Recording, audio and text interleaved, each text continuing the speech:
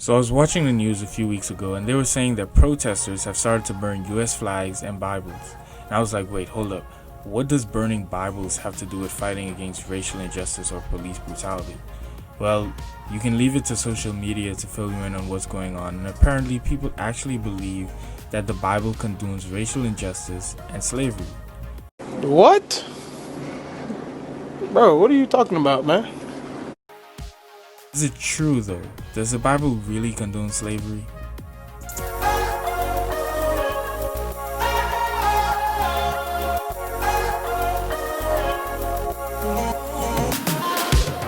So it's fair to say that while the Bible does mention slavery, it was the cultural practice in those times.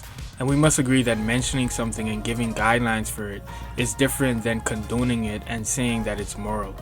It's also important to note that the nature of slavery mentioned in the Bible is completely different than the slavery that occurred in our recent history.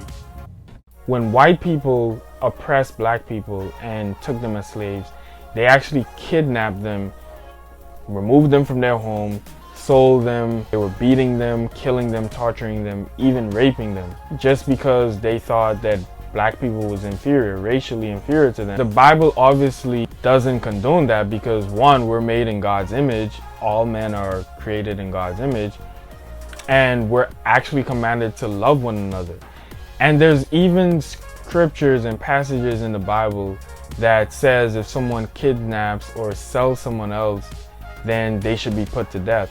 And even if a slave master oppressed or beat their slave to the point of death, they should be punished. And also there's passages in the Bible reminding the Israelites, who are God-chosen people, commanding them that they should not oppress foreigners because they were once oppressed foreigners in Egypt and they were slaves. So the Bible would not condone slavery. So if you look at how people became slaves in Bible times, it's not the same as the African Americans who were forcefully turned into slaves, because the slaves that are mentioned in these verses are actually people who willingly became slaves. And one of the reasons is because a lot of those people, they were very poor and they had a very low quality of living. So being a slave to a loving master and living in his house and being a servant to him was their best shot of survival. Another reason is because some people just had debts that they couldn't pay. So one of the ways that they paid a debt was to becoming a servant and serving for a certain period of time.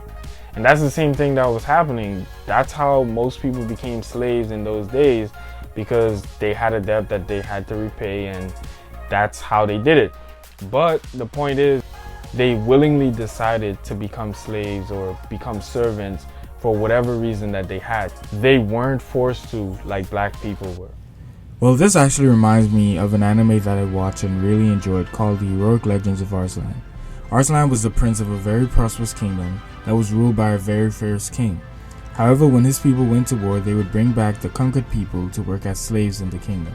Arslan, being a very kind-hearted prince, was grieved by this and wanted to be a king that treated all people the same and thus abolished slavery, which he saw was evil and immoral. Now, fast forward to later in Arslan's life, and his kingdom is conquered by their enemies.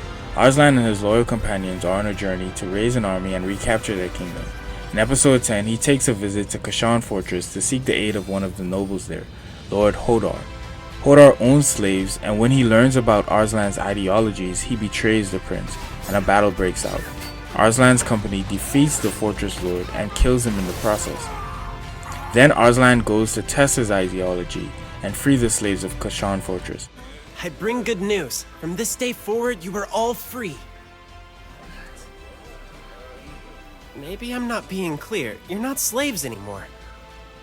Who said we're not slaves? Was it Lord Hodor? Well, no. Lord Hodor is dead. That's why... What? Were you the one who killed him? It was one of my companions. You bastard! Murderer! Let's get him! However, to his surprise, the slaves attack the young prince and tries to kill him when they found out that he killed their master and wants to free them. It's not that Arslan did anything wrong, but instead he was trying to free the wrong type of slaves. Those slaves were not like the oppressed slaves that his father owned, but instead they loved their master and willingly wanted to be his slaves.